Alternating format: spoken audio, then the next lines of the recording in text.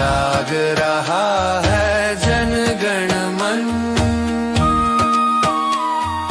निश्चित होगा परिवर्तन।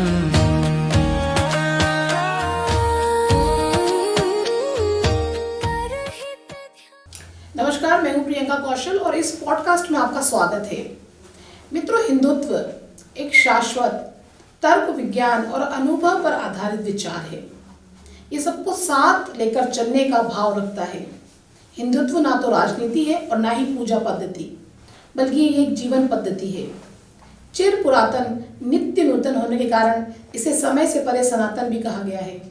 इस वक्त छत्तीसगढ़ में प्रत्येक नगर और गांव में हिंदू सम्मेलन होने जा रहे हैं। इसी कड़ी में 31 दिसंबर 2025 को रायपुर के अभनपुर में ग्राम सोनपेरी में श्री असंग देव कबीर आश्रम में हिंदू सम्मेलन आयोजित होगा, जिसमें राष्ट्रीय स्वयंसेवक संघ के सरसंघ चालक डॉक्टर मोहन भागवत भी उपस्थित रहेंगे। इस हिंदू सम्मेलन पे बात करने के लिए हमारे साथ कबीर पंथ के संन्यास परंपरा के प्रांत प्रमुख और हिंदू सम्मेलन समिति के संरक्षक श्री देवकर साहिब महाराज जी हमारे साथ स्टूडियो में मौजूद हैं। उनसे हम जानेंगे कि ये हिंदू सम्मेलन का आयोजन आखिर क्यों हो रहा है। महाराज जी, सबसे पहले आपका बहुत बहुत स्वागत है।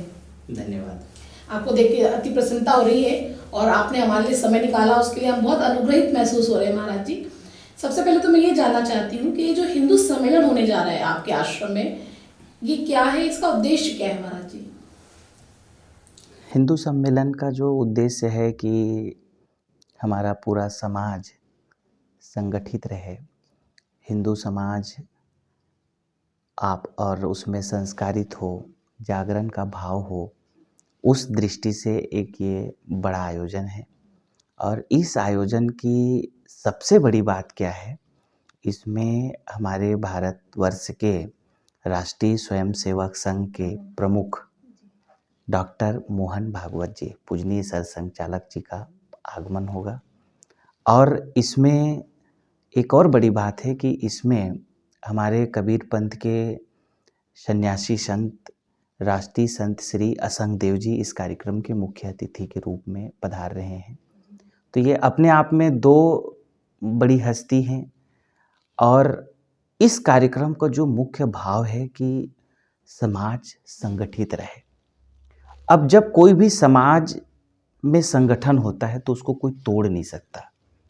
भारत में क्या हुआ है, अगर आप पूर्व समय से देखें तो कहीं ना कहीं फूट डालो, चाहे वो अंग्रेज हो या जो भी लोग रहे, उस नीति को अपना के हमारे समाज को तोड़ा और समाज को तोड़ करके वे हमारे देश को कहाँ थे कहाँ ले आए।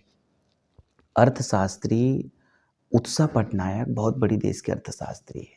उनका एक रिपोर्ट में पढ़ रहा था, उन्होंने लिखा है अपने रिपोर्ट में कि देश में करीब 45 ट्रिलियन डॉलर की लूट तो केवल अंग्रेजों ने किया है। आप सोचिए, अनुमान लगाइए, 45 ट्रिलियन डॉलर। आज हमारी इकोनॉमी पूरी टोटल हम 4 ट्रिलियन पे है। तो वो लोग लूट कैसे किए? क्योंकि वो लोग ऐसे हमारे समाज को तोड़े। हमारी जो चीज़ें थी, हमारी हिंदू परंपरा में गुरुकुल की परंपरा रही, उन सारी परंपराओं को तोड़ा और पूरी धीरे धीरे धीरे करके हमारे समाज को तोड़े और समाज टूटता चला गया। और टूटने के कारण हम बिखरते चले गए। और जो भारत, जो विश्व गुरु रहा, जहाँ पे हमारे व्यापार पूरी दुनिया में सबसे बड़े थे, हमारी एक्सपोर्ट सबसे बड़े थे, हम आर्थिक रूप में सबसे बड़े थे, संस्कारित रूप में हम सबसे बड़े थे, उनको किसी न किसी तरह से उन लोगों ने तोड़ा। तो आज धीरे धीरे हमारा समाज काफ़ी संगठित हो रहा है, हमारा देश संगठित हो रहा है। और वो संगठन की जब मजबूत रहेगा तो कोई भी विधर्मी, चाहे वो 7 समुद्र पार से आए, चाहे कहीं से भी आए, हमारे समाज को तोड़ नहीं पाएगा। तो उस भाव को जागरण करने के लिए ये जगह जगह पे, अब हमारे यहाँ का आयोजन बड़ा है। बड़ा होने के कारण वही है जो मैंने बताया कि हमारे इसमें आशीर्वाद मिलेगा हम लोगों को दोनों महान विभूति का, पूजनीय सरसंघ चालक जी का आशीर्वाद, उनका स्नेह मिलेगा। ये बहुत बड़ी बात है। तो इसलिए मैं मानता हूँ कि इसका जो उद्देश्य है वो बहुत बड़ा है। हमारे समाज जब हम एक रहेंगे तो हम हर रूप में, चाहे हमारी समाज की एकता को कोई नहीं तोड़ सकेंगे, हमको आर्थिक रूप में कोई नहीं चोट पहुंचा सकेगा, और ना हमारे जो युवा पीढ़ी है, जो हमारे लोग हैं, हमारे जो बच्चे हैं, उनमें जब संस्कार रहेंगे, उनमें जब जागरण होगा और वो जब संस्कारित होंगे तो हम लोग इस राष्ट्र के नेतृत्व के साथ पूरी दुनिया को नेतृत्व हम देंगे। क्योंकि भारत की सबसे बड़ी खास बात क्या है, आज भी दुनिया की बड़ी बड़ी कंपनियों को कौन चलाता है? भारत के सीईओज ही चलाते हैं, क्योंकि भारत की ब्रेन में वो क्षमता है, वो पोटेंशियल है कि यहाँ पे एक से बढ़कर एक जब संत होते हैं तो विवेकानंद जैसे संत होकर के पूरी दुनिया में अपनी डंका बजाते हैं। कबीर जैसे संत, आप देखिए कबीर की बातें आज 600 साल बाद जब आप उनकी समरसता की बात आप देखिए, किस तरह से आज उनकी समरसता की बात आज कितनी प्रासंगिक है। तो इन सारे उद्देश्यों में और पूरा हिंदू समाज के जागरण के भाव से ये हमारा हिंदू सम्मेलन का आयोजन है। बहुत अच्छी बात आपने कही महाराज जी की हिंदुओं में वो शक्ति है, विचारशील है वो, और पूरे विश्व में आज डंका हिंदुत्व का और हिंदुओं का बज रहा है। मैं इस पे भी आऊंगी, लेकिन पहले बात चूंकि हिंदू सम्मेलन की है तो मैं जानना चाहती हूँ कि इस कार्यक्रम की रूपरेखा क्या है। हिंदू सम्मेलन होगा तो क्या होगा, क्या करेंगे आप लोग? देखिए, इसमें पूरी तरह से हम तो सारे समाज के लोगों को बुलाए हैं इस पूरे कार्यक्रम में। हर जाति और हर समाज के जो अलग अलग लोग हैं सब एक जगह आए, एक जगह बैठें। अब एक दूसरे के सब साथ में जब मिलन होते हैं, चीज़ें जाती है, विचारे जाते हैं, तो इस दृष्टि से ये पूरा कार्यक्रम है। अब पूरा कार्यक्रम की जो आपने रूपरेखा की बात की है, तो इस कार्यक्रम का जो शुभारंभ है वो 2 बजे से कार्यक्रम प्रारंभ होगा। इसमें सांस्कृतिक कार्यक्रम होंगे जहाँ पे हमारे हिंदुत्व की भाव को जगाने के लिए उसमें पूरा अच्छे अच्छे सब गीत संगीत के माध्यम से पूरा कार्यक्रम प्रारंभ होगा। फिर हम लोगों को पूजनीय सर संचालक जी के हम लोगों को मार्गदर्शन मिलेगा। वे हमारे समाज को हम कैसे किस दिशा में आगे बढ़ें उनका मार्गदर्शन मिलेगा। फिर इसी बीच में हमको पूजनीय हमारे गुरुदेव संत श्री असंग देव जी, उनका हम लोगों को मार्गदर्शन मिलेगा, उनके आशीर्वाद हम लोग प्राप्त करेंगे। उसके पश्चात में फिर आश्रम में वृक्षारोपण का, गौ पूजन का, गौ ग्रास खिलाने का कार्यक्रम होगा। तो इस तरह से ये पूरा कार्यक्रम की जो उस दिन का जो वो है जी पूरी रूपरेखा क्या तैयारी चल रही है महाराज जी? कितने लोग का अनुमान है, कितने गांव के लोग पहुंचेंगे? कोई संख्या आपने निश्चित निर्धारित की होगी, कुछ सोचा होगा कि इतने लोग आए लाभान्वित हों, और जो एक प्रण है आपका कि हिंदू समाज में एकता है, वो अपनी संस्कृति अपने गौरव को जाने, तो कैसी तैयारी चल रही, कितने लोग आएंगे? कार्यक्रम में हम लगभग 20-25 हज़ार लोगों की पूरी बैठने की व्यवस्था हम लोग पूरा प्रॉपर रूप में किए हैं। कार्यक्रम वैसे ये 3 मंडल का है, रवेली मंडल, खोरपा मंडल और दतरेंगा मंडल का। संघ की दृष्टि से ये 3 मंडल हैं। वो कार्यक्रम 3 मंडल की पूरी समिति बनाई गई है। तो ये हिंदू सम्मेलन समिति की तरफ से कार्यक्रम का आयोजन हो रहा है और सबके लिए बैठने की व्यवस्था, पानी की व्यवस्था, कुछ प्रसाद की व्यवस्था, ये पूरी व्यवस्था हम लोगों ने उस कार्यक्रम में किया है। तो कैसा प्रतिसाद मिल रहा है? आप लोग बीच में जा ही रहे होंगे, निमंत्रण पहुंच ही रहा होगा कि आपको आना है और हिंदू सम्मेलन होने जा रहा है, ये अतिथि है, इस तरह का भाव है, कैसा लग रहा है आपको? लोग किस तरह से इसको ले रहे हैं? मैं तो लोगों में मैं भी पूरे गांव-गांव की बैठकें ले रहा हूं और क्षेत्र की बैठकों में भी जा रहा हूं, फ़ोन में भी बात हो रहे हैं। तो मैं जिस तरह के लोगों के बीच संपर्क में जा रहा हूं, तो लोगों में एक ज़बरदस्त उत्साह है। उत्साह इस बात को लेके देखिए वो तो बहुत अपने आप में बहुत बड़ी बात है कि सबको ओपन में डायरेक्टली पूजनीय सर संचालक जी का जो लाभ मिलने वाला है, वो तो अपने आप में एक बहुत बड़ी बात है। लेकिन मैं समाज के बीच में जाके देख रहा हूँ, तो समाज में लोगों में भी एक एकता का भाव और उसमें हिंदुत्व जागरण की बात, उस तरह की बात के लिए भी बहुत ज़बरदस्त उत्साह दिख रहा है। तो एक-एक लोगों में उत्साह है कि हम वहाँ चलेंगे, हम वहाँ झंडा लेके चलेंगे, हम वहाँ पे हम अपना योगदान करेंगे। हमसे कोई पूछ रहे हैं कि हमको वहाँ पे लोगों को भोजन कराना है, तो हमको कोई सेवा मिलेगी क्या? मतलब इस तरह का उत्साह। लोग कनेक्ट होना चाह रहे हैं, जुड़ना चाह रहे हैं, हाँ, सहभागी होना चाह रहे हैं। हाँ, हाँ, उनकी ऐसे दिन का आप तय कर दीजिए, हाँ हाँ ताकि हाँ उस पुण्य का लाभ उठा लें। हाँ, मतलब वो चाह रहे हैं कि हमको अगर कोई सेवा मिले तो हम सेवा करने को भी तैयार हैं इस दृष्टि से। और इतना जबरदस्त उत्साह, परिवार में उत्साह, लोगों में ऐसा है कि हम पूरे परिवार से ही चलेंगे। एक जगह अब हम लोग अभी बैठक गए, बोले हम तो उस दिन दिवाली मनाएंगे। वाह। अब आप सोचिए कि इस तरह के भाव जो है अलग अलग लोगों के हैं कि हमको पूरा उस दृष्टि, तो ये बहुत बड़ा जागरण हो रहा है। और एक यज्ञ की भांति मुझे लगता है कि हाँ सब अपनी आहुति इसमें देना चाहते हैं और हाँ जुड़ना चाहते हैं इससे। ये तो बहुत अच्छा है कि उसको प्रेरित हो रहे हैं आप, और आप उनको जब उनके बीच में चाह रहे हैं। बार-बार हम ये बात कर रहे हैं कि माननीय सरसंघ चालक जी आएंगे, डॉक्टर मोहन भागवत मुख्य वक्ता के रूप में उसमें रहेंगे। इसका क्या प्रभाव लगता है आपको पड़ेगा उस पूरे इलाके में? क्योंकि बात केवल अभनपुर, रायपुर की नहीं है। मुझे लगता है कोई बड़ा व्यक्तित्व आता है तो उसका प्रभाव बहुत दूर तक जाता है, उसकी वाणी का प्रभाव बहुत दूर तक जाता है। तो आप कैसे देख रहे हैं इसे? देखिए, विशेष ही हो गया कार्यक्रम। ये तो बहुत बड़ी बात हो गई, लेकिन मैं क्या मानता हूँ इसमें, हमारे कबीर एक बहुत बड़ी बात कहते हैं, संगत कीजे साधु की, हरे और के व्याध, ओछी संगत क्रूर की, आठों पहर उपाध।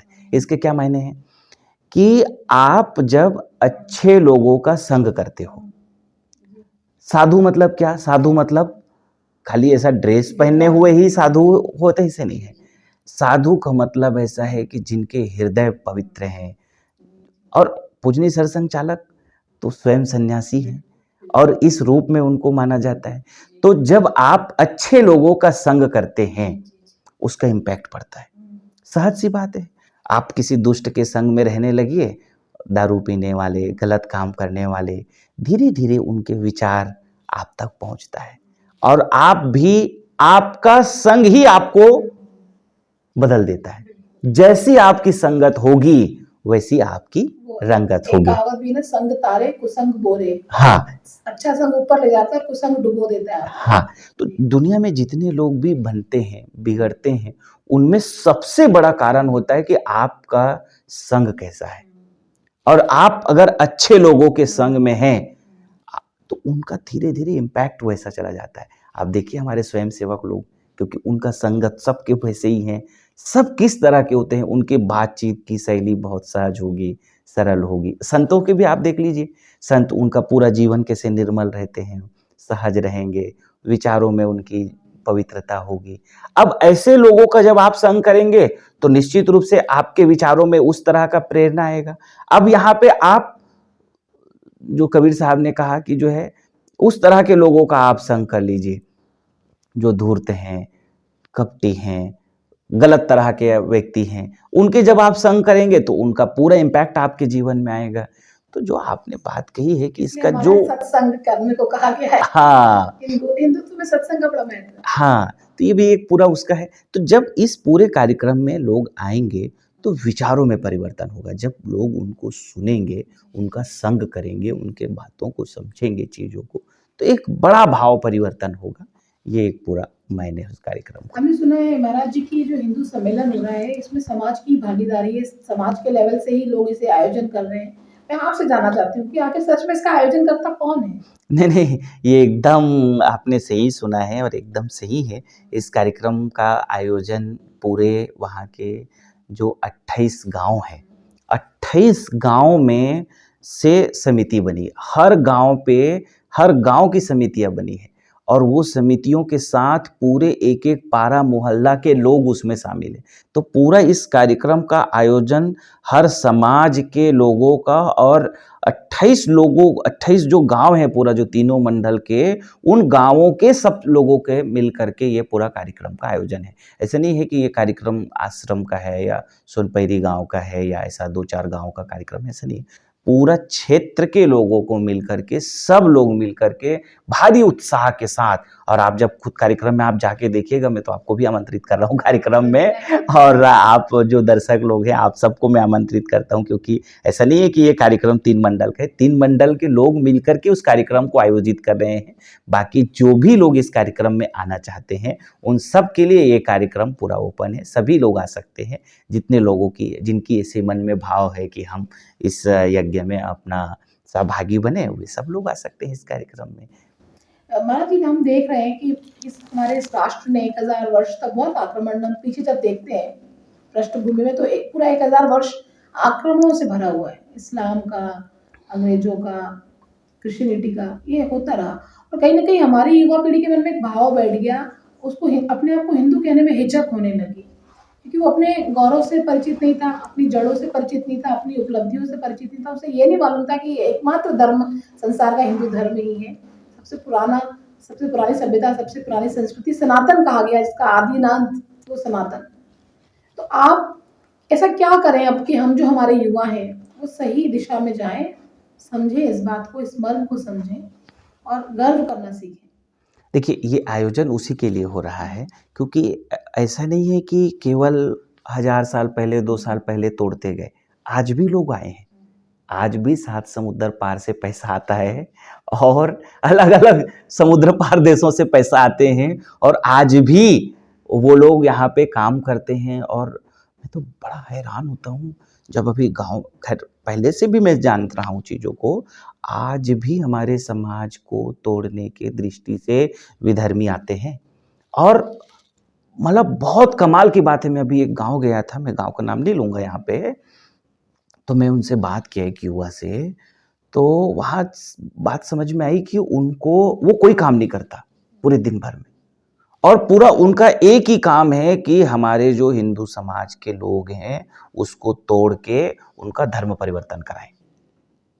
अब आप सोचिए कि जो व्यक्ति कोई काम नहीं कर रहा हो, अब उनके परिवार तो हैं, खर्चे हैं, परिवार होते हैं तो खर्चे होंगे भाई, परिवार है, खर्चा है, सारी चीजें हैं, तो उनका फिर फंड कहां से मैनेज हो रहा है? आखिर उसको पैसा कहीं से तो आ रहा होगा, कौन दे रहा है, कहां से आ रहा है ये पैसे? जब उसके आप डीप में जाके देखिए तो बड़े बड़े फंडिंग वाले लोग बैठे हैं जो उनको पैसे दे रहे हैं, क्योंकि अब भाई वो पेट्रोल में जा रहा है, मोटरसाइकिल चला रहा है, कार चला रहा है, और कोई काम नहीं है ना, एक ही काम है, सवेरे से लेके सवेरे खाना खा के निकलते हैं और उधरे फिर दिन भर होटल में खाएंगे, कहीं खाएंगे, और हमारे जो समाज के लोग हैं उनको मोटिवेट करेंगे और उनको कहेंगे कि आप धीरे से यहाँ आइए, आपका ये है, और जाके कैसे उनका ब्रेन वॉश करेंगे कि आपके घर में स्वास्थ्य खराब है, आप यहाँ आइए, ऐसा ऐसा होगा और आपका स्वास्थ्य ठीक हो जाएगा। ऐसा करके अब आप वो रोज का अगर उन्होंने टारगेट लेके चल रहे हैं, मैं मानता हूं कि वो रोज में दिन में 20 लोगों के घर जाते होंगे। अब 20 में से मान लीजिए कि आज गए, फिर फॉलो अप लेंगे, फिर फॉलो अप लेंगे, उसमें से 2-4 को तोड़ डालेंगे। तो आज गांव में ऐसा धीरे धीरे आप एक एक, 2-2 लोग, 3-3 लोग आपको मिल जाएंगे जो हमारी हिंदुत्व की परंपरा को, हमारे संस्कार को, हमारे भावों को तोड़ करके कहीं और जा चले जाते हैं। तो आखिर इनको कोई ना कोई तो बाहर से बड़ी मात्रा में पैसा आ रहा होगा जो इस काम को कर रहे हैं। तो ये जो चीजें चल रही है, इन सब चीजों को रोकने के लिए ये आयोजन है, और इस तरह के आयोजन से एक जब जागरूकता आएगी कि ऐसा कुछ भी नहीं है, क्योंकि वहां पे जब भाव जग जाता है, हमको समझ में आती है कि नहीं, हम सब ऐसा हैं, हम आपस में जुड़े हैं, तो हमको कोई तोड़ नहीं पाएंगे। ये एक बहुत बड़ा मायने है, चेतना आएगी, एक जागृति आएगी। और ऐसे वो लोग देखा जाए तो अंधविश्वास ही फैलाते हैं, इस तरह की अंधविश्वास ही है, चाहे वो स्वास्थ्य के नाम पे हो, और किसी न किसी तरह से आर्थिक दृष्टि से जोड़ देंगे आपको कि ऐसा है वैसा है। आपको बहुत हैरान करने वाली बात बता रहा हूं, अभी उनके 3 बच्चे खत्म हो गए, वो लोग वहां से जुड़ गए, ईसाई बन गए वो, और उनको भ्रम ये डाल दिया गया कि ये जो बच्चे हैं, अगर आप बीमार होंगे तो आपको डॉक्टर के पास नहीं जाना है। ये सीधी बात कर रहा हूं, इसमें कोई छिपी हुई बात नहीं है, एकदम स्पष्ट बात है। अब आपको डॉक्टर के पास जाना नहीं है, आपको वो उनके जो होते हैं परंपराएं वो उस तरह से करेंगे। वो इंतजार करते रहे, उनके एक बच्चे खत्म हो गए, फिर उसी तरह से दूसरे बच्चे खत्म हो गए, फिर अभी कुछ दिन पहले तीसरे बच्चे उसी मानसिक अवसाद, डिप्रेशन में फांसी लगा लिए। अभी की रिसेंटली की घटना है, और उसके बाद मरने के बावजूद भी उसको इंतजार कर रहे हैं कि वो आएंगे और उसको जिंदा करेंगे। आप सोचिए किस लेवल पे ये लोग उसको भ्रम में डाले, आखिर उनके 3 बच्चे खत्म हो गए। अब आप सोचिए, इस तरह से ये लोग करते हैं और इस तरह से हमारे समाज को तोड़ते हैं, और इस तरह के ये लोग पाखंड फैला करके ये काम करते हैं। तो ये जागरूकता के लिए मुझे लगता है कि आज इस तरह के सम्मेलनों का पूरे जगह जगह आयोजन हो, ताकि वहाँ पे एक जन जागरूकता आए और लोग जागृत हो और हमारे समाज न टूटे और हम संगठित रहें। बहुत अच्छी बात कही आपने मनोज जी। मैं एक जाते जाते एक आपसे एक विनती करना चाहूंगी कि कोई संदेश आप देना चाहेंगे हिंदू समाज को, कुछ अपनी तरफ से कहना चाहेंगे, क्योंकि आपने कहा कि हम हमारी तो पद्धति भी वैज्ञानिक है, सोच हमारी उन्नत है। मैंने शुरुआत में ही कहा कि चिर पुरातन लेकिन नित्य नूतन धर्म है, जीवन पद्धति है, बहुत पुराना है, सनातन है, लेकिन नित्य नया कुछ ना कुछ अपने अंदर समाहित करता चला जाता है। तो देखिए, मुझे ऐसा लगता है कि जो इतनी बड़ी बात अगर मैं आपको कहूँ ना, कि जो एक हिंदू व्यक्ति है, जब आप उससे मिलेंगे तो आपको एक संस्कारवान दिखाई देगा। उसके अंदर दया होगी, उसके अंदर सील होगा, उसके अंदर सदाचार होगी, वाणी में सहजता होगी, उसके अंदर जो है इतनी कोमलता होगी कि आप बहुत कोमल, बहुत अच्छा व्यक्ति होगा। उसके अंदर क्रूरता नहीं होगी। हिंदुत्व कभी क्रूरता नहीं सिखाती। और आप वहीं पे जब उन तरह के लोगों को देखेंगे तो वो आप सोचिए कि जो ये आतंकवादी हैं कितने क्रूर हैं। आप सोचिए कि आपके परिवार है, आपकी जो है पत्नी सामने है और आपको इस तरह से गोली मारेंगे। ये हिंदुत्व व्यक्ति में कभी नहीं हो सकता। उतना बड़ा क्रूरता उसमें आ ही नहीं सकता। आप ये मान के चलिए, कोई भी हिंदू ऐसा नहीं होते। यही हमारी सबसे बड़ी गौरवपूर्ण बात है। यही हमारे लिए एक, मैं मानता हूं कि ठीक है, बाकी हम लोग बहुत हमारे उदारवादी हैं, हमारी उदारता बहुत बड़ी है और इसी हमारी उदारता का लोग फायदा भी उठाते हैं। हम जो हिंदुत्व है ये इतना कमाल का व्यक्तित्व है। ऐसी पूरी दुनिया में अगर आप देखेंगे तो ऐसा पूरी दुनिया में आपको कोई व्यक्तित्व नहीं मिलेगा हिंदुत्व की व्यक्तित्व का। चाहे आप विचारों में ले लीजिए, चाहे आप पवित्रता में ले लीजिए, संस्कारों में ले लीजिए, किसी भी मायने में, किसी भी पैरामीटर में, किसी अन्य धर्मों के अपेक्षा आप बहुत गुणों में आपको बेहतरीन मिलेगा हिंदुत्व। इससे अच्छे अगर आप किसी भी पैरामीटर में जाकर ढूंढिए, कोई व्यक्तित्व तो आपको नहीं मिलेगा। तो इसलिए मुझे गर्व होता है कि मैं इस परंपरा में, इस समाज में मेरा जन्म हुआ। और उन सबको गर्व करने की जरूरत है। अगर आपका जन्म हिंदू समाज में हुआ है तो आप अपने आप को गर्वान्वित एहसास कीजिए और कहीं पे इधर उधर मत भटकिए और आप इस समाज के साथ जुड़ करके, रह करके इस राष्ट्र को नेतृत्व दीजिए। और पूरे दुनिया को आज हमारे ऐसे हिंदू समाज की ही जरूरत है। आप देखिए दुनिया में क्या हो रहा है, तब आपको समझ में आएगा कि क्या है हिंदुत्व। बहुत सुंदर व्याख्या आपने की, और जब आप कह रहे थे तो मैं उसको बहुत गहराई से अनुभव कर रही थी, गहन अनुभूति कर रही थी। और इतनी सुंदर व्याख्या इतने कम शब्दों में, और मैं तो आपको प्रणाम करती हूँ क्योंकि आप संत हैं। उम्र आपकी बहुत आयु ज़्यादा नहीं है, लेकिन आपने कम आयु में मुझे लगता है बहुत ऊंचा स्थान परमात्मा की कृपा से प्राप्त किया है। महाराज जी, आपका सानिध्य हमें मिला, हम बहुत अनुग्रहित, अभिभूत हुए। तो हमारे साथ थे श्री देवकर साहेब महाराज, जो कबीर आश्रम की संन्यास परंपरा के संवाहक हैं और छत्तीसगढ़ प्रांत के संन्यास परंपरा के प्रमुख हैं। बहुत सुंदर तरीके से, बहुत ही कम शब्दों में इतनी प्यारी व्याख्या है हिंदुत्व और हिंदू सम्मेलन की भी उन्होंने की। इसकी आवश्यकता क्यों है आज के समय में, इस पर भी उन्होंने प्रकाश डाला। और मुझे लगता है कि हमारे दर्शक भी इसको सुनकर गौरवान्वित भी हुए होंगे, संतुष्ट भी हुए होंगे, और कहीं ना कहीं आने वाले समय में इन हिंदू सम्मेलनों के सहभागी, प्रतिभागी होने की भी एक लालसा उनके मन में अवश्य ही उत्पन्न हो रही होगी। इस पॉडकास्ट में इतना ही, जल्दी मिलेंगे। नमस्कार। जाग रहा है जनगण मन, निश्चित